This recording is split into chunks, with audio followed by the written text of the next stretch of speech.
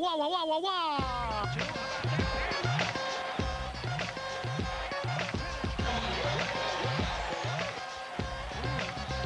Qu'est-ce que c'est fort? La NBA sur Canal+, avec NBA by Dia, ligne de vêtements. Salut à tous! Oui, oui, oui, oui, oui, c'est NBA Mag Plus, votre rendez-vous chaque mercredi à 16h05 sur Canal+. Notre grand match NBA, Boston face à Philadelphie. À la fin de la rencontre, le top 10 de la semaine. À la mi-temps, les résultats très importants de mardi soir et la semaine de Tony Parker. Tony qui a battu son record personnel pour un match NBA dimanche face à Golden State avec 35 points. C'était un match en double prolongation et Tony Parker a marqué le panier de la victoire. Bravo! D'abord, notre grande affiche. Les 76ers d'Allen Iverson qui se battent pour une place en playoff face aux Celtics de Paul Pierce et Antoine Walker qui se battent pour le meilleur classement possible à la fin de la saison régulière. Au commentaire, nous nous retrouvons avec Bruno Poulain. Paul Pierce qui fait son entrée sur ce parquet du Wachovia Center de Philadelphie avec un match très important pour les deux équipes. La bonne nouvelle pour les fans d'Allen Iverson, il est bel et bien là sur le terrain aux côtés de Chris Webber. Vous voyez les 5, d'un côté Pierce Walker, LaFrance, de l'autre côté Korver, Weber, D'Alembert. Tout le monde est là, c'est vraiment intéressant de voir des équipes au complet. Et puis derrière, Payton et Allen. Et Iverson et Iguodala, ça nous promet un très bon match dans cette conférence Est, Georges. Oui, c'est un duel de la poule atlantique. Boston a 2 victoires de plus que l'équipe de Jim O'Brien. D'ailleurs, Boston, c'est l'ancienne équipe de Jim O'Brien. Donc, avec une victoire, Philadelphie peut revenir à juste une victoire de retard sur Boston pour la première place de cette poule atlantique, qui vous donne d'ailleurs la 3e place au premier tour des playoffs. Doc Rivers, le coach des Celtics, voudrait une victoire justement pour s'assurer d'être tranquille avant d'attaquer le premier tour de la phase finale. Oui, Philadelphie regarde un peu derrière aussi pour savoir où en est New Jersey, qui pourrait quand même venir lui piquer sa 8e place pour l'instant au classement général de cette conférence Est. Et c'est parti donc avec une équipe de Philadelphie bien sûr à domicile en maillot blanc avec le premier ballon pour Kyle Korver et Allen Iverson. Oui, New Jersey a 2 défaites de plus et une victoire de moins que les 76ers en blanc et les Celtics en vert. Avec le premier panier du match pour André Iguodala, le rookie, qui ne fait que confirmer tout le bien que l'on pensait de lui. Un contre de D'Alembert d'entrée. Un contre superbe. Un contre d'enfer de D'Alembert, le haïtien, grand spécialiste avec sa détente extraordinaire. Et il a même progressé en attaque cette saison, le pivot de Philadelphie. Ça va être intéressant de voir cette équipe de Boston totalement rééquilibrée depuis le retour à la maison d'Antoine Walker. Oui, dès son retour, l'équipe de Gary Payton commençait à beaucoup mieux jouer. Mais sur les 10 derniers matchs, il y a eu un coup de mou, comme on dit, pour les Celtics. Tandis que Jim O'Brien, avec les 76ers, voudrait se qualifier pour les playoffs pour rentabiliser sa première saison à la tête de cette équipe. Ouais, surtout aussi rentabiliser la venue de Chris Webber, qui pour l'instant, c'est vrai, n'a pas encore apporté grand-chose à cette équipe de Philadelphie. Il a été blessé, vous voyez qu'il a une protection au niveau de son épaule. Il effectue lui aussi son retour aujourd'hui. Il a raté 5 matchs pour cette blessure à l'épaule. Là, il met un beau shoot dans son jardin préféré. Il a raté un dernier entraînement parce qu'il était malade. Donc, il a connu pas mal de pépins ces dernières semaines.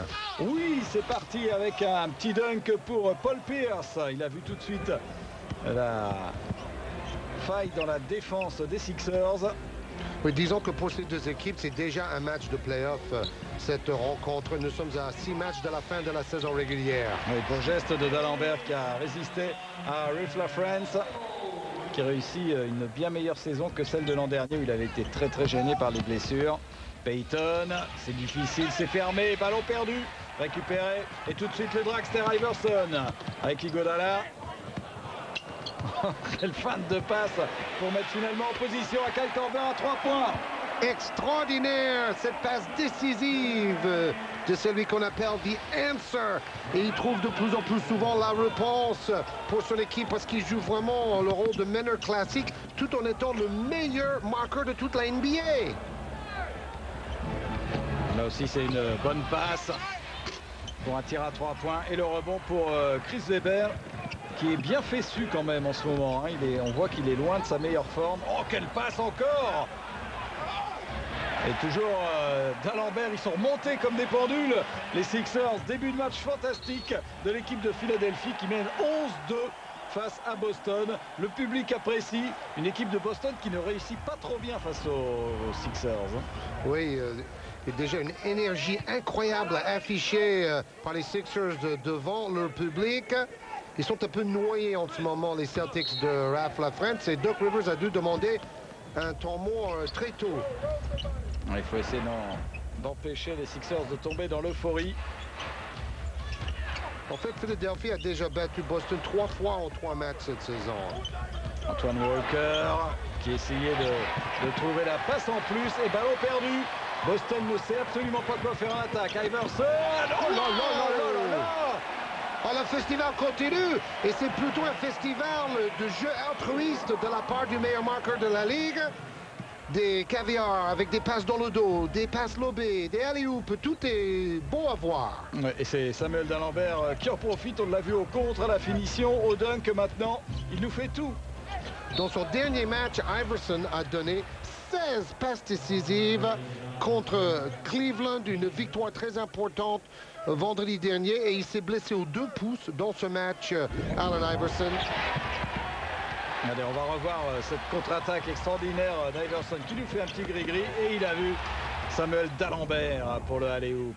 13-2. Oui. Il court tel un chat sur le terrain, bondissant, léger sur ses appuis. Et Antoine Walker qui réussit son premier panier à 3 points.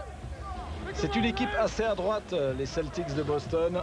Malgré Antoine Walker, on a envie de dire, parce qu'on sait que Walker est capable d'arroser, mais aussi de faire des séries fantastiques. Et la réponse, toujours pour les Sixers. Oui, il est quand même le meilleur rebondeur de l'équipe de Boston, Antoine Walker. C'est un joueur polyvalent qui peut être un bon passeur aussi. Avec la faute là sur de Kyle Korver sur Gary Payton. 2 paniers en 7 possessions pour les Celtics.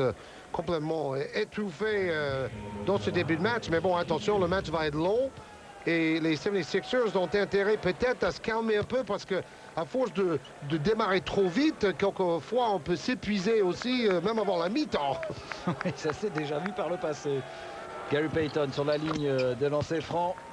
Une saison assez discrète pour Gary Payton, mais il a apporté quand même à peu près ce que les dirigeants attendaient de lui, c'est-à-dire Boston est quand même en position très favorable dans cette conférence Est, donc l'objectif est à peu près atteint. Oui, il est le meilleur passeur de l'équipe avec 6 passes décisives par match.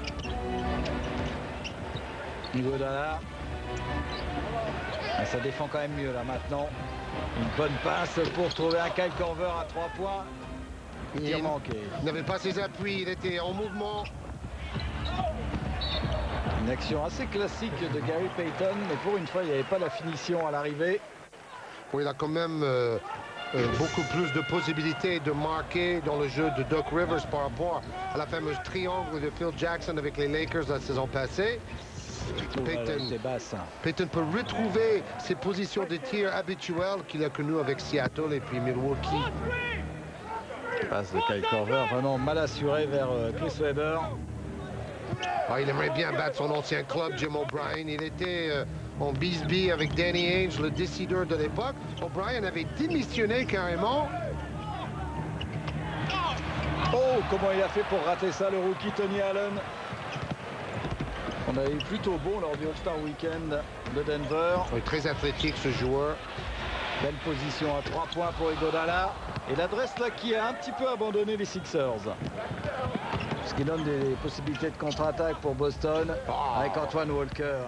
Avec ses petits pas, il marche sur des œufs. Et justement, il y a Danny Ainge à côté de Jojo White, joueur légendaire de l'époque de Dave Cowens. Et le shooter patenté des Sixers, Kyle Korver. Quand il est bien sur ses appuis, c'est quand même un shooter assez exceptionnel. Ouais, là, c'était son premier shoot. Il attendait la passe qui arrive dans le bon timing d'Iverson qui avait fixé les défenseurs. Et là, c'est le petit show au niveau des passes décisives d'Allen Iverson. Il reste 2 minutes 29 à jouer dans ce premier carton. Et un rebond pour D'Alembert. Tout de suite, Iverson, encore une passe à Caviar. Quelle vitesse! Pour Big Rodney Rogers. Oui, donc Rodney Rogers qui retrouve un peu la forme, parce qu'on l'a vu plutôt plateau les dernières fois qu'il était sur notre antenne, mais là, il est allé haut pour smasher en contre-attaque. Et 28-15, vous voyez un écart qui s'est maintenu, plus 13 en faveur de Philadelphie, une équipe de Boston qui prend énormément de points dans ce premier quart-temps, beaucoup trop certainement au goût de Doc Rivers. Mais en face, il y a un Iverson qui nous régale. Mais il nous régale comme passeur aujourd'hui. Oui, c'est ça. Il est à 30,5 points par match quand même. Hein. Et il récupère ce ballon. Et finalement, un échec. Ricky Davis est entré pour les Celtics. C'est lui qui a le ballon en main. Peut-être l'un des meilleurs sixième hommes de la NBA. En tout cas, le meilleur scoreur parmi les sixième hommes. Antoine Walker réclame le panier.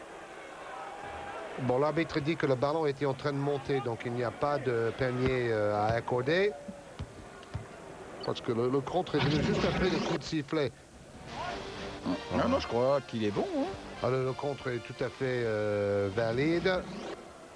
Mais voilà, 2 sur 2 pour Ricky Davis. C'est un joueur qui tourne à plus de 16 points de moyenne encore cette année, Ricky Davis. Hein. Oui, en faisant davantage de bons choix, en faisant un peu moins la tête, donc il est devenu plus mûr. Oh, ça c'est exagéré, il saute très haut d'Alembert, mais pas jusqu'au plafond quand même. Et il s'est bien rééquilibré là aussi, Antoine Walker. Tout le monde croyait à la passe. Il a mis les aérofreins et... Cette dernière passe, c'était vraiment un big boudin. Hein, parce que c'était tellement haut. C'est Rodney Rogers qui nous avait fait ce petit caviar façon Rogers.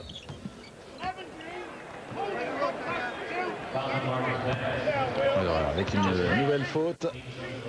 Tandis que Al Jefferson est entré sur le terrain. 2 rookies qui se sont imposés très vite dans l'effectif des Celtics. Tony Allen et Al Jefferson. Oui, nous les avons vus à Denver très à l'aise dans le Rookie Challenge. Et c'est vraiment l'avenir de cette équipe de Boston. En faisant revenir Antoine Walker, maintenant, il y a vraiment tous les ingrédients pour faire quelque chose. 20 points pour Willie Green en 38 minutes, 4 rebonds et 9 passes contre Washington dans l'absence d'Allen Iverson qui avait vraiment trop mal à ses 2 mains pour jouer.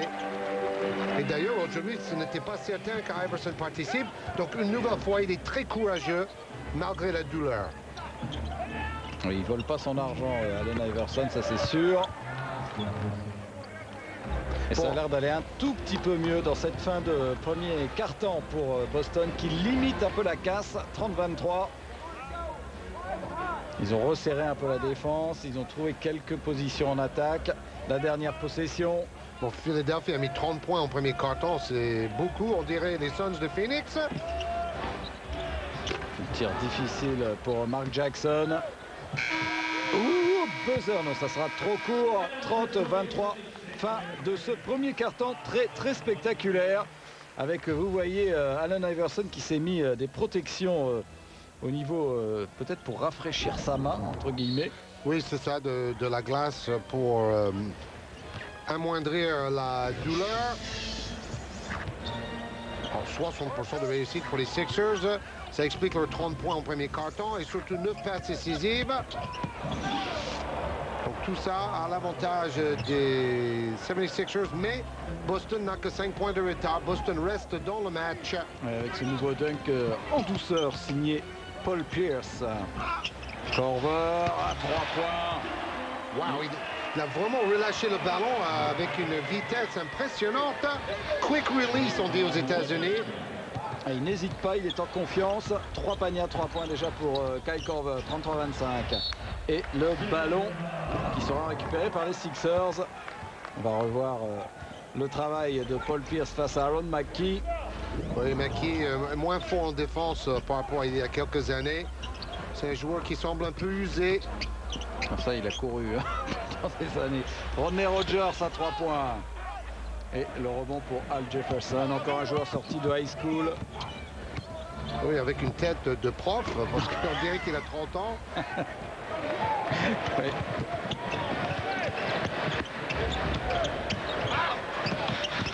Et on shoot assez vite, peut-être un peu trop vite en ce moment pour Philadelphie. Oui, mais Philadelphie accélère depuis le début du match. C'est leur plan de jeu. Il faut que l'adresse soit au rendez-vous. La bonne défense, Blount. Obligé de prendre un tir un peu lointain, Mark Blount. Il fait partie des joueurs les plus adroits chaque saison de la NBA, largement au-dessus de 50%. Bien battu. Belle défense de Marcus Banks, le cube. Marcus Banks, joueur super athlétique. Oui, bâti comme un running back de foot américain.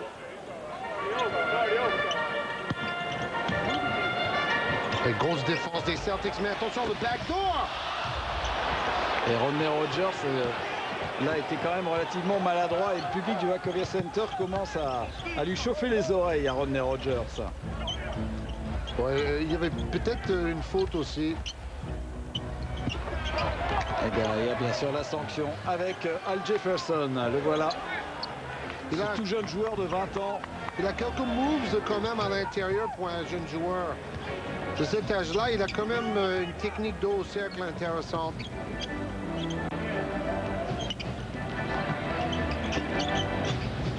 Rogers qui joue de plus en plus en périphérie. Il aime bien shooter de loin. Aïe, aïe, aïe, ballon intercepté par Blount, justement, qui n'est pas un manieur de ballon de non. génie. Donc même Yao Ming dribble mieux que lui. On le verra tout à l'heure dans le top 10. La faute de Rogers. C'est surtout la défense des Celtics qui est nettement plus agressive, plus haute, plus présente sur le porteur. Donc il a du mal à faire des passes. Et on appelle à la rescousse, bien sûr, Allen Iverson. Avec la sortie ici de Willie Green. Mais bon, ce Willie Green est quand même un joueur utile. Quelquefois, je trouve que Jim O'Brien l'oublie trop longtemps sur le banc. La belle passe de Ricky Davis pour encore Al Jefferson. Et ils sont revenus à -1, 33-32. C'est plus le même match. Comme souvent, hein, quand on démarre très fort, c'est dur de tenir le rythme. Tir raté de Weber. Ouais, Weber a du mal à courir. Hein. Ouf. Et cette contre-attaque emmenée par Marcus Banks. Et à la conclusion, on retrouve Blount. Et Boston est devant pour la première fois du match. Oui, justement, parce que les grands de Philadelphie ne sont pas revenus en défense.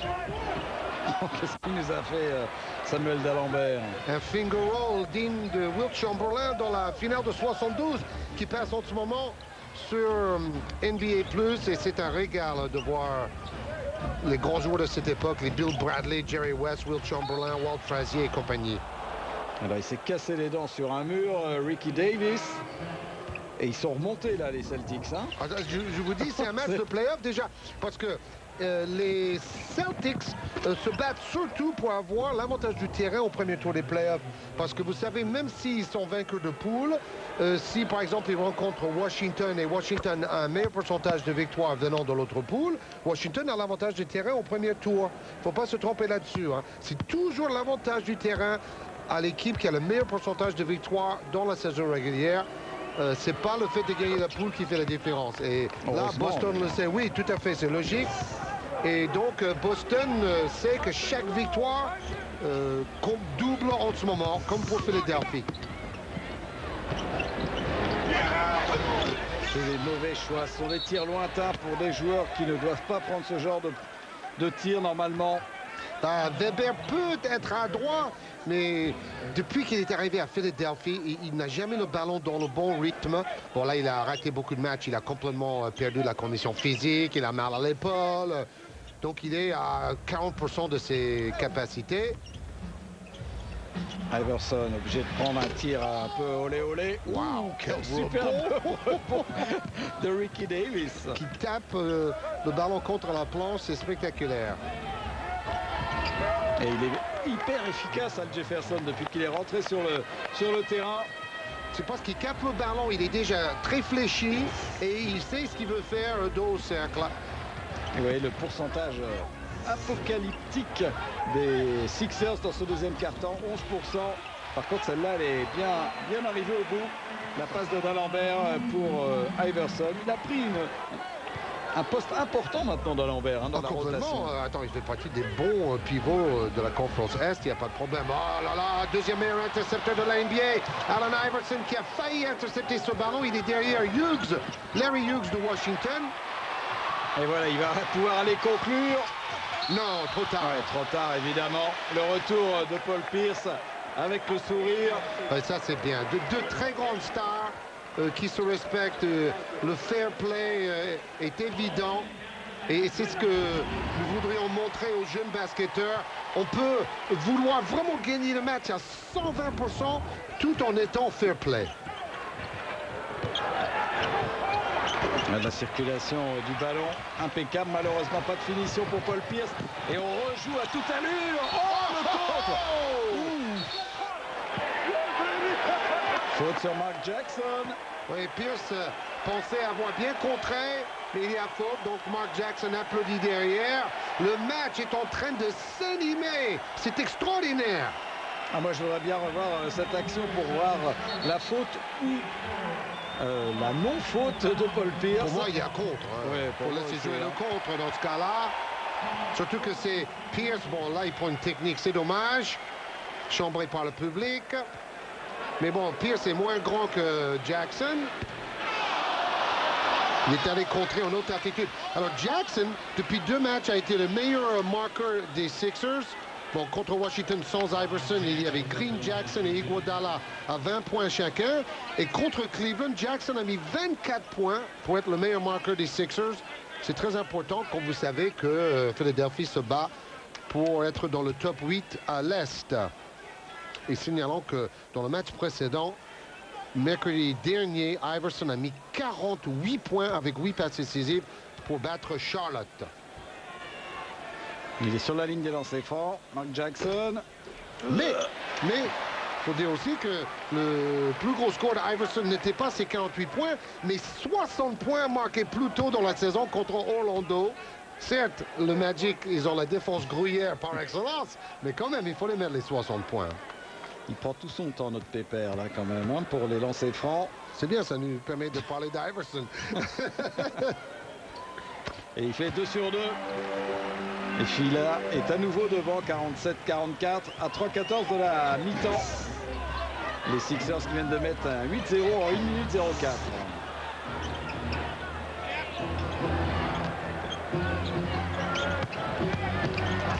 Allez, il se fait encore scotcher là, Walker. C'est bien de voir Philadelphie accélérer comme ça en permanence. C'est parce qu'ils ont récupéré le joueur. Avant, ils étaient un peu fatigués et ils ne pouvaient pas faire une rotation de joueurs suffisante pour jouer avec autant de peps. J'ai vu la tronche là de Mark Jackson, comment il est motivé. Philadelphie défend de plan en ce moment. Wow, ça fait combien 10 possessions sur 11 où ils n'ont même pas marqué. Bon là, ils ont mis un deuxième panier des Celtics, mais un panier très difficile. Oui, de Ray LaFrance qui est allé, comme on le sait, c'est un bon tireur extérieur pour un pivot. Oui, c'est ça. L'ancien coéquipier d'ailleurs de Paul Pierce à l'université de Kansas. Il avait même été drafté avant Paul Pierce. Chose surprenante vu leur carrière après. Voilà, bien défendu, superbe par Pierce justement. 2 secondes. Ça sent le ballon perdu, effectivement. Ballon intercepté. Super défense de Boston sur Corver. Et derrière, encore une fois, en ce moment, il y a du déchet. Mais c'est parce que ça défend. Quelle action extraordinaire. C'est l'intensité qui impressionne dans cette première mi-temps. En plus, malgré 2 très grosses défenses, les 2 équipes sont autour des 50 points marqués. Regardez Willie Green, le retour et la faute de Ricky Davis sur Willie Green. Il a volé, hein. Il a fait un peu de Vince Carter en partant de très loin. Et il vole pratiquement au-dessus d'un des défenseurs pour marquer avec une faute en prime. Alors lui, il pourrait faire un bon combat de boxe avec Marcus Banks. Hein. Les deux sont roublards et costauds. Et on va ramener Gary Payton pour mettre peut-être un peu d'ordre. Davis. Paul Pierce un peu enferré dans la défense. Et il va obtenir la faute. Il n'était pas très bien parti. Faute de Chris Weber. Oui, il a attaqué la ligne de fond. Weber était en retard. Un contact. Bon, le public n'est pas d'accord, mais l'arbitre a sifflé la faute. Et c'est vrai que Weber a l'air d'avoir du retard. Il essaie de défendre, d'apporter quelque chose. Mais en attaque, il est carrément inutile. S'il ne met pas son shoot en tête de raquette, il n'y a rien d'autre dans le jeu d'attaque de Philadelphie pour Chris Weber. Tandis qu'à Sacramento, c'était la plaque tournante, il avait tous les ballons. 12 points, 4 rebonds pour Paul Pierce. Weber lève les bras, mais on ne le voit pas.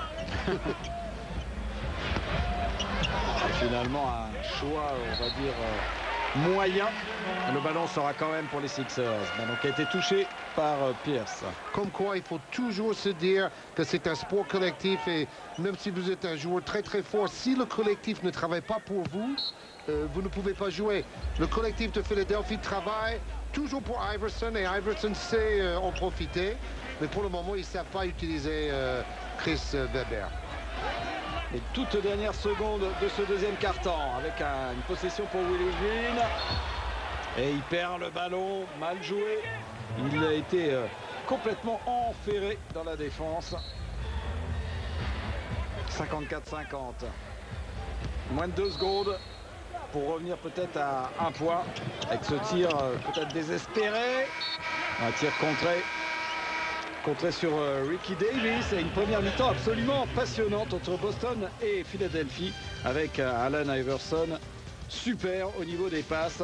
Mais franchement, on s'est régalé. Allez, tout de suite, le match de mardi et la semaine de Tony Parker.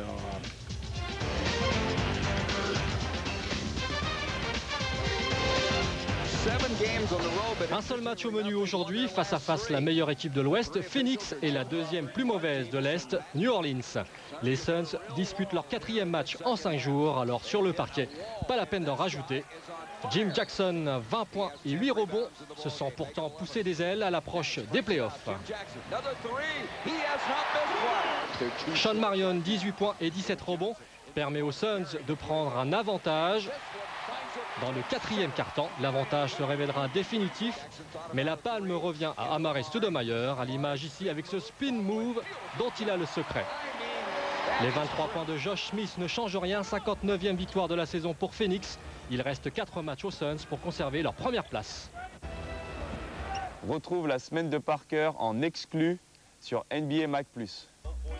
Fin de saison musclée pour les Spurs de San Antonio. Samedi à Los Angeles, Tony Parker retrouve les Clippers pour la 2e fois en 3 jours. Le Français va vivre l'une des soirées les plus brûlantes de sa saison. Impeccable dans son rôle de meneur, 27 points et 9 passes. Tipeee sert comme à son habitude Manu Ginobili. La main chaude, l'Argentin terminera la rencontre avec 40 points, dont 4 paniers à 3 points et 9 passes décisives. Les Clippers donnent du fil à retordre aux Spurs. Ils arrachent la prolongation par Chris Kaman. Ensuite, c'est au tour de Sean Livingstone, 18 points, d'envoyer tout ce beau monde pour une 2e prolongation. Chris Kaman, encore lui, fait monter le suspense d'un cran en donnant 2 points d'avance aux Clippers. Il reste une poignée de secondes à jouer. Parker manque sa cible, mais Robert Horry joue les pompiers de service au buzzer et à 3 points. Plus 1 pour les Spurs à 22 secondes de la cloche. Héros de la soirée, Robert Horry s'offre même le luxe de bâcher le pauvre Mickey Moore, sorti du banc et qui s'est vu un peu trop beau. Victoire des Spurs d'un souffle, 125-124. Belle réaction après la déroute 2 jours plus tôt face à Dallas. Pas encore au bout de ses peines, c'est avec un certain plaisir que Tony Parker foule le parquet de Golden State dimanche soir. Créateur imprévisible, Tipeee sème la panique dans le camp des Warriors, regonflés à bloc après leurs 8 succès consécutifs. Le Français ne le sait pas encore, mais ce match sera pour lui tout simplement historique. Sans Ginobili laissé au repos, Tipi retrouve un Baron Davis énergique et ultra précis. Dans une rencontre très équilibrée, le leader de Golden State envoie les deux équipes en prolongation, 117 partout. Davis est dans tous les bons coups, 38 points et 9 passes. Il bouscule à lui tout seul la force collective de San Antonio. Dans son sillage, Mike Dunleavy pense s'offrir la peau des Spurs. C'est raté. Deuxième prolongation. On joue à leur petit bras, 10 points inscrits seulement en 5 minutes. Jason Richardson, le plus costaud, fait monter la température de l'aréna déjà surchauffée. Égalité 134 partout à 42 secondes de la fin. Tipi flamboyant, puise dans ses réserves et au bout de la nuit, sa chevauchée est fantastique. Il dira après coup, ma performance est spéciale car j'ai marqué tellement de shoots importants, dont celui de la victoire. 35 points pour couronner le tout, record en carrière, 12 passes, Parker héroïque en poche, son 57e succès de la saison. Pour Pietrus, le week-end qui avait débuté en fanfare avec 28 points se termine par une grosse déception. 11 points face aux Spurs dans un match qui restera gravé dans les esprits. Épuisé après un week-end à 62 points, Tipi revient à San Antonio pour la réception des Blazers. Pas de double prolongation cette fois-ci et une victoire étriquée 95 à 89. Parker prend 8 points et distribue 5 passes.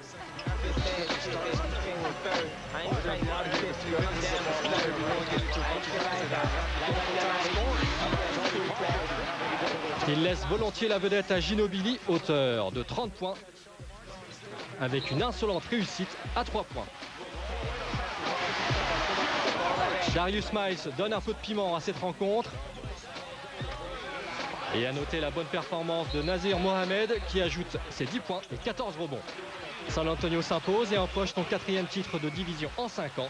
Les Spurs toujours dans l'incertitude quant au nom de leur adversaire au premier tour des playoffs.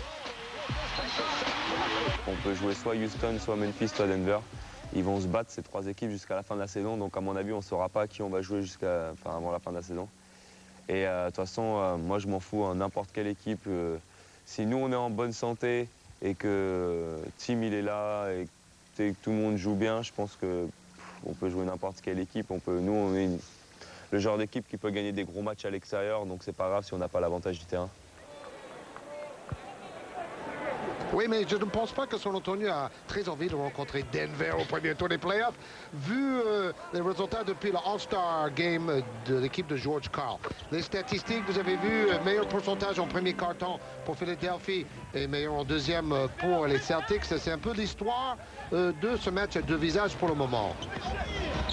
Et ça commence très fort ce 3e quart-temps avec Paul Pierce qui nous balance un dunk. Et visiblement, la deuxième mi-temps sera sur les mêmes bases que la première. C'est un très bon match, digne des playoffs avec une intensité extraordinaire. Et une belle adresse toujours pour Kyle Korver à 3 points.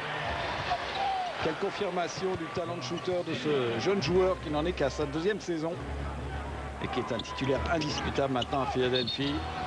Il profite des bonnes passes de ses coéquipiers. Parce qu'un shooter comme Korver, c'est comme Steve Kerr par le passé. Il a besoin des bonnes passes, sinon il ne peut même pas jouer, quoi. Il est plus grand et plus costaud que Steve Kerr, quand même. Oui, mais c'est un shooter, quoi. Oui. Il ne fait que ça, il reste derrière la ligne, il attend la réception tir, comme on dit. Catch and shoot. Iverson. Oh, je croyais que c'était une passe. Et ça va directement dans la filoche, là. Et je crois qu'il rigole parce qu'il voulait faire une passe, je suis certain. C'est rentré par hasard pour Allen Iverson. Et il était allé au contre derrière, mais il est sanctionné. Allez, on va revoir Georges. Wow, il jette ce ballon comme une passe lobée, ça va directement dans le cercle, c'est assez extraordinaire. Bon, il a tellement de talent dans ses petites mains, ce Allen Iverson.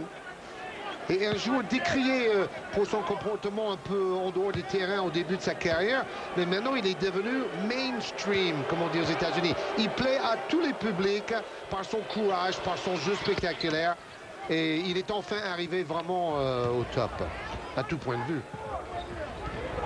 64-59. Et voilà justement Iverson. Non, c'est du grand art. Que ce soit collectivement ou en un contre un, il est le number one. Et c'est marrant, dès qu'on voit que la défense est un petit peu molle sur lui, il en profite. On ne peut pas se permettre de ne pas défendre de manière agressive sur Allen Iverson. C'est le nouveau Nate Archibald. Ça aussi c'est pas mal. Il avait un marché de... Il a traversé toute la salle, la ref La France, avant de partir au dunk. Il était sanctionné tout à fait logiquement. Et il n'avait pas son ticket de métro. Regardez ça, vous allez voir. Allez, vas-y, 1, 2, 3, 4. Et bonne passe de Davis quand même. Davis qui est sur une super série de 3 gros matchs en attaque. Sur les 5 dernières rencontres, il avait mis 36 à Atlanta, 27 contre Philadelphie, 27 en battant Milwaukee. Donc, bon, il est un peu moins en vue aujourd'hui par contre, Ricky Davis.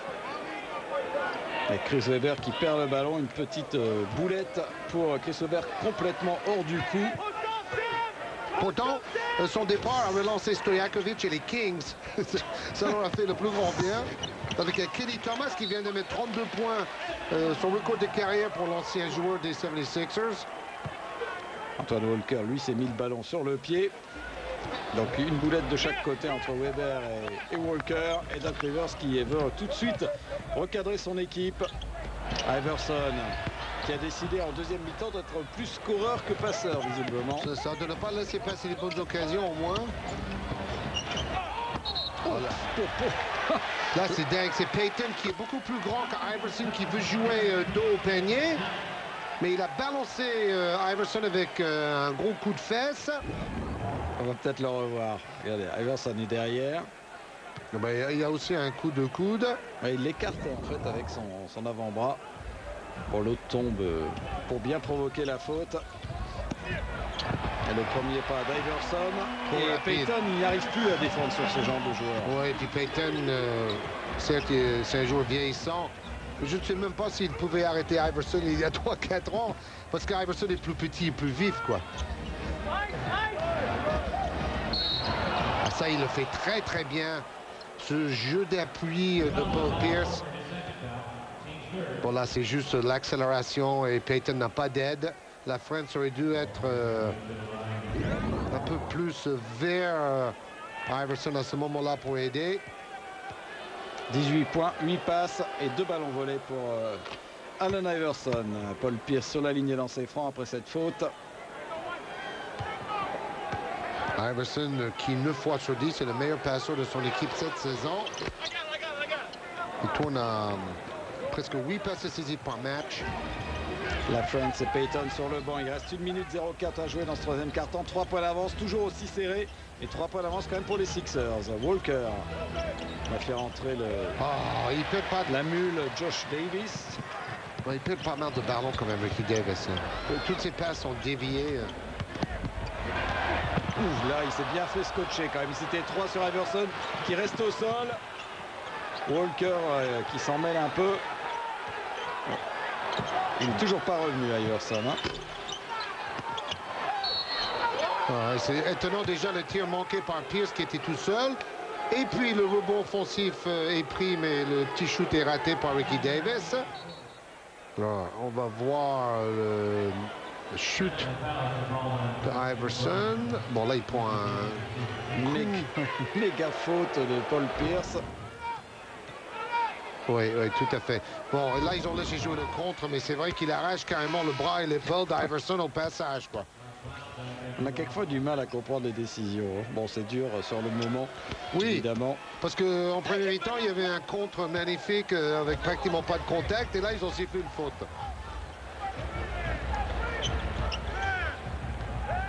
Vous voyez Chris Webber sur le banc un peu frustré, évidemment. Iverson va déjà beaucoup mieux. Oui, parce qu'il veut se faire justice lui-même. C'est tout à fait dans le personnage.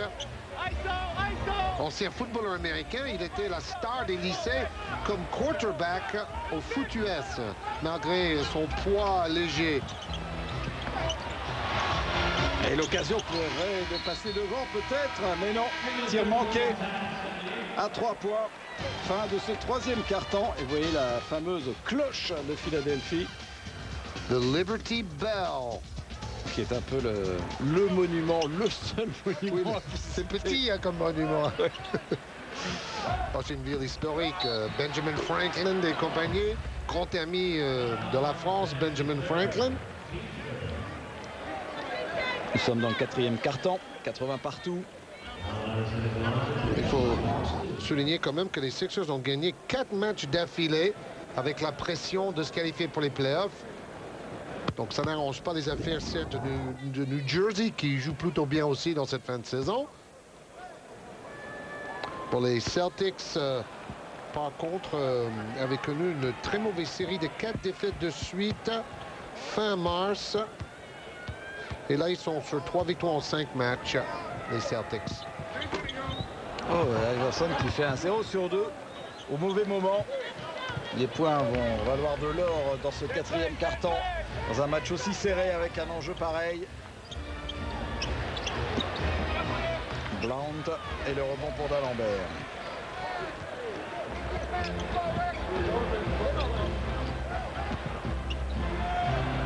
C'est Banks qui essaie de tenir en défense. Iverson, bon courage. Il change de main en l'air. Attention au repli défensif, Walker bien fait. Et pour la conclusion de Ricky Davis qui dit N1, mais il n'y aura pas. Et les deux équipes jouent vite quand il y a la possibilité. C'est pour ça c'est un bon match aussi. Oh, le propos de Weber qui se fait piquer le ballon. Partir dans des gris-gris face à Banks. Et la faute sur Marcus Banks. Et qui va droit au but avec ses larges épaules. Face à l'homme le plus tatoué de la terre après Dennis Rodman, Allen Iverson. Père de famille maintenant, Allen Iverson, ça a sans doute mis un peu de plomb dans sa tête aussi.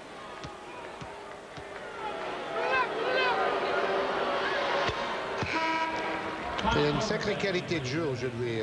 Et c'est promettant avant les playoffs ou à l'Est comme à l'Ouest, dès le premier tour. Je pense qu'il va y avoir des surprises et des gros chocs. Par exemple, je verrais bien l'équipe de Houston créer la surprise contre Seattle si c'est le duel au premier tour à l'Ouest. Surtout avec Rashard Lewis out. Lui, normalement, il va être de retour. Mais bon, juste, Radmanovic va manquer de compétition comme Rashard Lewis. Ça peut être un peu chaud pour Seattle. Weber, justement. Oh là là là là là. Il a eu le coup de sifflet, on va dire, de l'ancienne vedette, quoi. Parce qu'en ce moment, il ne joue pas tellement comme une vedette. Il a le salaire, hein, 20 millions de dollars par saison, un des joueurs les plus payés de la Ligue. Mais depuis cette opération au genou la saison passée, Weber, physiquement, n'a jamais été au top. Il a fait des bonnes stats avec Sacramento en début de saison, mais les dirigeants ont préféré l'échanger pour 3 intérieurs des Sixers. Ça vous donne quand même un banc bien rempli. Et puis des Brian Skinner et Kenny Thomas et Corliss Williamson apportent beaucoup en ce moment aux Kings de Sacramento qui jouent plutôt bien à l'Ouest. Bon, c'est peut-être la saison prochaine qu'il va falloir juger ce transfert. Ouais, exactement. Parce que même pour Sacramento, on ne sait pas si c'est avec cet effectif-là que Sacramento pourra enfin remporter un titre. Hein. Personnellement, je ne le crois pas. Oh. Il y a du trafic contre sur Ricky Davis, signé Kyle Korver.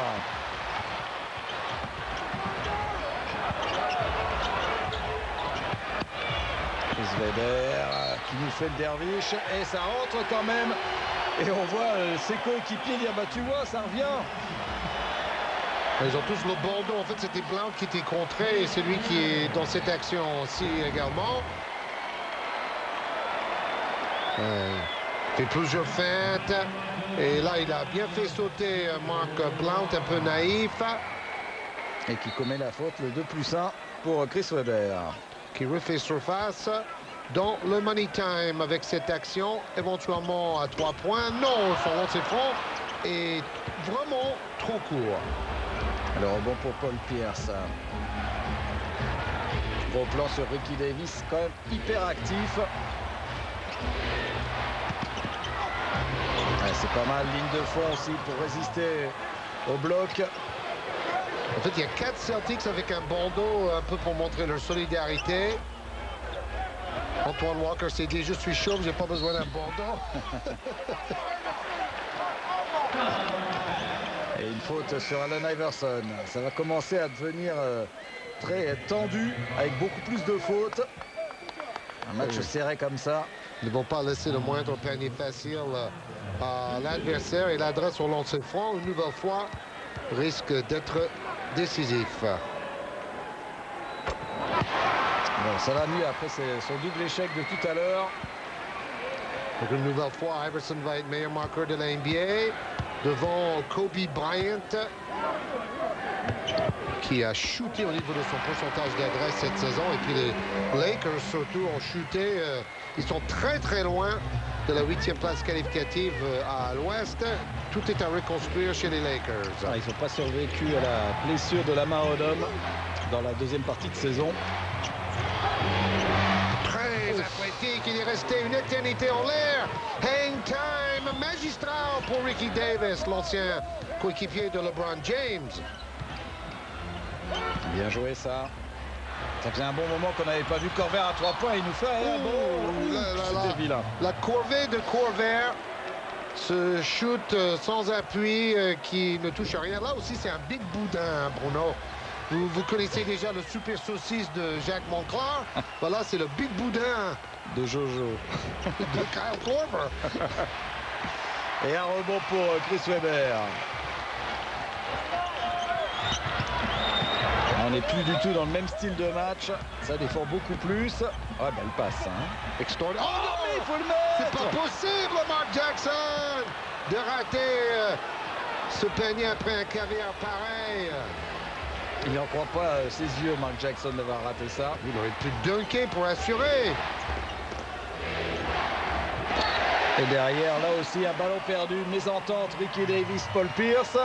Oui, Davis, il est actif, mais il y a pas mal de déchets au niveau de ses passes. C'est plutôt un finisseur. Oui, ça n'a jamais été vraiment son truc. Il se force.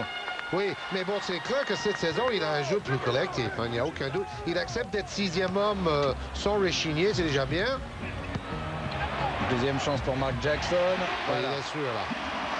Avec une petite feinte de plus, malgré 2 défenseurs, il arrive à glisser vers le cercle. 94-93. Il a vraiment dû. Anton Walker qui travaille face à Chris Webber. Et il veut absolument shooter. OK, ça c'est Antoine Walker. Il fait une bourde et derrière, il fait un tir extraordinaire en reculant pour se sauver. Regardez ça, se shoot sur un pied, dedans. C'est un joueur comme ça. C'est tout ou rien avec lui. C'est pour ça qu'il est énervant. Ouais. Pour les coachs, c'est Monsieur Chris Cardiac, quoi. Voilà, c'est mieux pour Mark Jackson. 2 paniers de suite. Ce qui est sûr au moins avec Antoine Walker, c'est qu'il n'aura pas peur de shooter dans le money time. C'est déjà ça, hein? Mais ils vont jouer avec Pierce parce que c'est Pierce le go-to guy. Il y a une belle défense de McKee quand même sur Pierce. Il est important ce rebond. Weber qui prend 2 rebonds de suite. La contre-attaque Iverson. Oh, super. Et malgré le retour de Davis, en complet déséquilibre, il revient à 98-97. Magnifique finition. Iverson qui flottait en déséquilibre vers le panier. Regardez la situation dans la division atlantique entre Boston et Philadelphie. Si vous terminez à la première place de la division, vous vous qualifiez pour les playoffs. Alors, entre deux ou faute? Ça, un temps mort. On revoit la dernière action d'Iverson. Oui, qui se désaxe bien et qui fait presque une faute avec sa main gauche. Ouais, pour empêcher en fait Davis de venir le gêner. Oh, un peu court, ce shoot avec la planche en 2 temps. Et Philadelphie qui peut passer devant sur cette action avec Chris Webber. Oh, c'est difficile de donner le ballon à Iverson très loin du panier. Il peut défendre quand il veut, Ricky Davis. C'est là la preuve. Hein. Oh, la passe aussi est extraordinaire. Mais il n'a pas assez de jump pour smasher. Il y a faute quand même. Faute d'Antoine Walker sur Chris Webber, qui a l'air d'avoir retrouvé un petit peu de peps quand même dans ce quatrième quart-temps. Hein. On l'a vu prendre des rebonds, on l'a vu faire des gestes offensifs intéressants. Et là, c'est surtout la passe d'Iverson. Mais bon, là, vous vous dites, normalement, il doit marquer malgré la faute, parce que la faute n'est pas si énorme. Il est fragile. En ce moment, il est fragile et selon ses francs, on est la preuve. Iverson demande au public d'encourager Chris Webber plutôt que de lui mettre une pression supplémentaire. Ça, c'est tout à fait honorable de la part du leader des Sixers. D'ailleurs, le public répond à sa demande. Ça, c'est vraiment intéressant. Il était un leader déjà avec l'équipe olympique à Athènes, je vous le rappelle, Allen Iverson. Voilà, il égalise 98 partout. La guerre tactique bat son plein. Il reste 1 minute 08. Philadelphie joue quasiment sa place en play-off aujourd'hui. Oh, le shoot qui tue à l'extérieur. Il faut le faire, ça. Paul Pierce. Ah, il est là pour ça, Paul Pierce, hein, de toute façon. Même s'il affole un petit peu moins les compteurs que par le passé. Presque 22 points par match quand même. C'est pas mal, hein. Mais il fait moins de très gros cartons. C'est ça. Bah, il partage plus ce ballon avec Walker aussi depuis son retour. Jackson, tir très court et ballon récupéré par Pierce. Ah, c'est pas Mark Jackson qui doit tenter ce shoot-là. Et la faute de Weber derrière. Il est allé mettre la pression sur Payton. On sait bien, Weber a envie de gagner, ça se voit dans ses gestes et c'est déjà ça. Il va même discuter avec les arbitres. Oh, McKee, il veut coller à Pierce, mais il y a un très bon écran. Vous avez vu comment Pierce passe près de l'écran pour laisser les défenseurs derrière lui. Rebond de Pierce. Décisif dans cette fin de match, le All-Star, Paul Pierce. Oh, Gary Payton. Avec votre expérience, il faut mettre ces lancers francs-là, Gary. Parce que s'il mettait les deux, ça faisait plus 4 et les Celtics avaient vraiment les bonnes cartes en main. Mais maintenant, il y aura toujours une possession d'écart. La concentration sur le banc. Les remplaçants des Sixers et 1 sur 2 pour Gary Payton à 101,98 temps mort demandé par Jim O'Brien, le coach de Philadelphie. 3 points remontés en 32 secondes, ça c'est pas un problème. Oui, il reste beaucoup de temps, donc à mon avis ils vont attaquer très vite le cercle, marquer 2 points et faire faute derrière plutôt que de shooter à 3 points. Parce qu'il reste le temps pour plusieurs possessions. 5 sur 9 à 3 points pour Korver. Grand match pour Kyle Korver. Alors, remise en jeu, évidemment, dans cette partie haute du terrain. Iverson, moins de 30 secondes à jouer.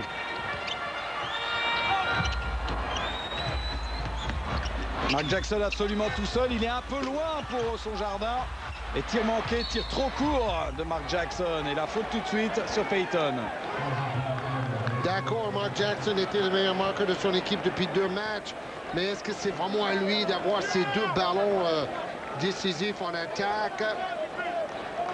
Et là, il était vraiment tout seul, donc c'était pas un mauvais choix. Maintenant, Mark Jackson n'est pas non plus le joueur le plus adroit à 4,50 m. Oui, je pense que la défense était plutôt contente de le laisser tout seul. Bon, maintenant, il va pas arrêter tous ses lancers, ça donne plus 4, donc un match à 2 possessions. Ça va être beaucoup plus difficile. Mais avec ce petit bonhomme-là, on peut s'attendre à tout. Ah, bien sûr, nouveau temps mort derrière après ces 2 lancers francs réussis par Gary Payton qui donne un avantage de 5 points à l'équipe de Doc Rivers. On voit ici Danny Ainge qui doit se féliciter de la tournure des événements. Oui, de retour d'Antoine Walker dans l'équipe. Il a eu tort de le transférer au départ, mais il a eu raison de le faire revenir.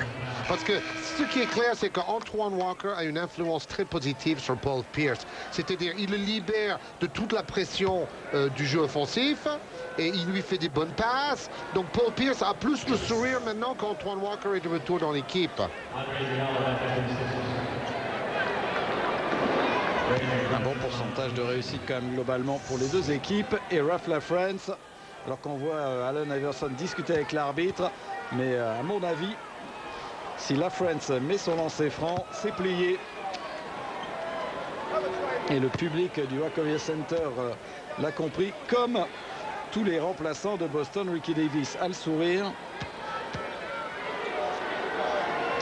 Superbe opération en prévision donc pour Boston, qui surtout évite le sweep dans cette conférence Est face à Philadelphie. Oui, bon, Philadelphie garde le tie-break, mais à mon avis, ça ne va pas changer grand-chose. Au niveau des statistiques, Paul Pierce, meilleur marqueur des Celtics, 27 points avec 13 rebonds.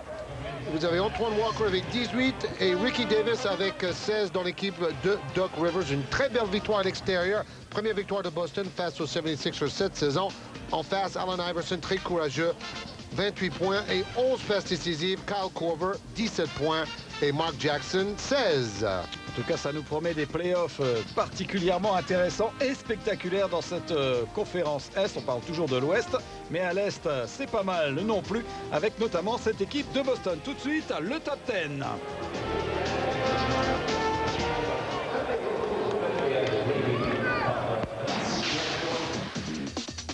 Voici un des paniers les plus incroyables de ces dernières saisons. Un coup de bol, ou plutôt un coup de main inespéré pour Josh Childress. Quelle hauteur inimaginable pour ce saut de Jason Skyscraper Richardson.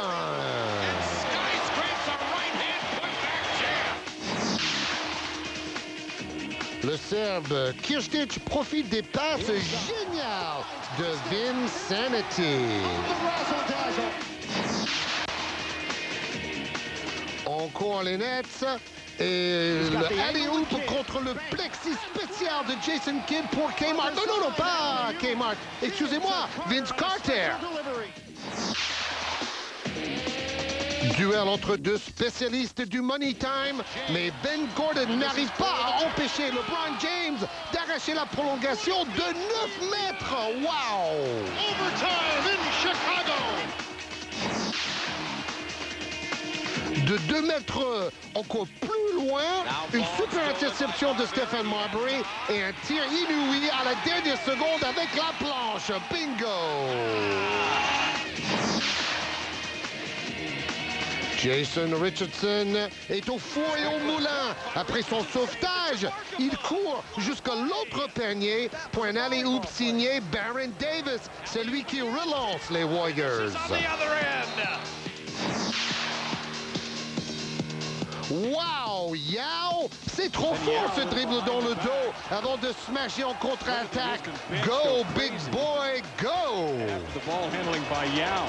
The entire bench is still on its feet for Houston. Le Jason Richardson Show reprend avec ce moulin avant en arrière. Dominique Wilkinesque.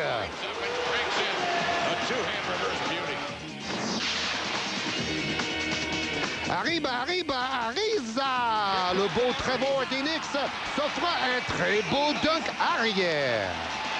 That was a special reverse slam by Trevor.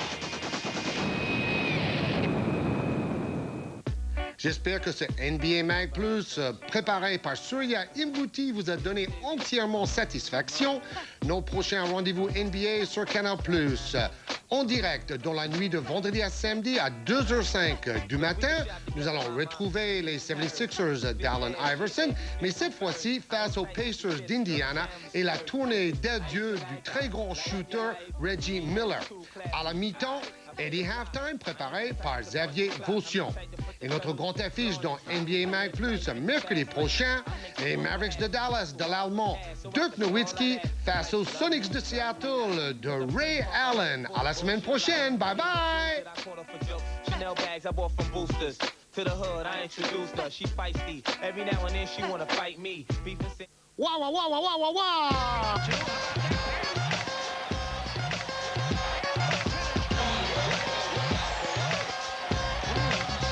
Qu'est-ce que c'est fort? La NBA avec NBA by Dia, ligne de vêtements.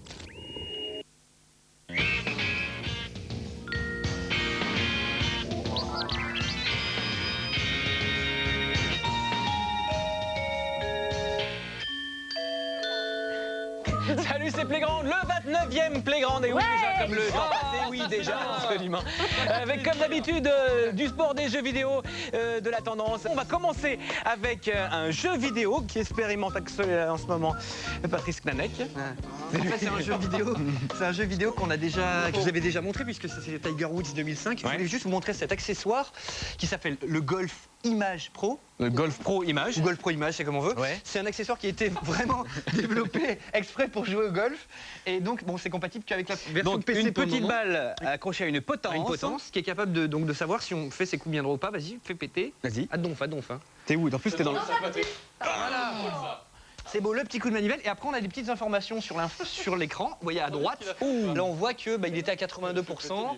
Talon manqué, il nous dit. Ça veut dire que tu étais peut-être un petit peu... Hein. Allez, donc on peut s'entraîner avec ça aussi. Voilà, un petit peu. D'accord, Alors, attention. vas-y, voir. Putain, il faut une grande costaud, chambre hein. quand même. Hein. C'est costaud. Hein. Je dis, alors, il faut juste prévoir du plafond à la maison, mais c'est pas toujours le cas. Donc il y a un petit temps de décalage parce qu'en fait, il faut le temps que l'ordinateur comprenne tout simplement le geste qu'on a fait. Je crois. T'as un léger fade. Ouais. T'es à 82% de la vitesse club. Voilà. Donc c'était pas mal, il aurait pu faire un petit peu plus fort. Ça vaut combien cette bestiole-là? Donc le golf est quand même un sport qui coûte un petit peu cher. Donc là cet appareil coûte encore un petit peu cher, ça coûte quand même 399 €. C'est vendu exclusivement dans les boutiques pour le moment de sport de golf. Ça sera développé sur une console après? Ça devrait sortir sur Xbox assez rapidement. Et pour la PS2 on sait pas, mais ça devrait pas tarder à arriver. Pour la PS2? Oui, voilà. Et peut-être donc ça arrivera peut-être bientôt dans les magasins, je le disais, dans les magasins classiques de jeux vidéo. Voilà, qu'est-ce que t'en penses? Je trouve ça pas mal pour travailler ta frappe de balle, parce que c'est ce qu'il y a de plus dur au golf pour éviter de partir à droite à gauche. Donc ça c'est bien. En revanche par rapport aux distances, j'ai un petit doute quoi. Parce que... Tu viens de l'essayer, peut-être le maîtriser un petit peu mieux. En tout cas, souvenons-nous messieurs que le monsieur qui est là, et oui, Oui, il a gagné. c'est moi. non c'est pas toi, mais il a gagné ce week-end le Masters d'Augusta Eh pour oui. la 4e fois. C'était sur Canal+, Il a eu absolument une belle messieurs veste dames. verte, Il c'est est pas trop évident. fort. Allez, on change de discipline pour passer au football. Et l'on sait que pour le golf, le vent est une variante importante à prendre en compte. Pour le rallye, d'accord. Et pour le foot aussi, on ne sait pas. Et puis finalement aussi. Si, pour le sport en général, de toute façon, la météo, c'est quand même assez déterminant. Où est-ce que t'en as eu du vent? T'as tout de quoi fait mon poussin? Qu'est-ce qui se passe là? Non, c'est rien. C'est ça. T'en as eu où du vent? J'en ai eu à Istres, enfin à Fos exactement. C'est le Mistral alors. Ouais, exactement.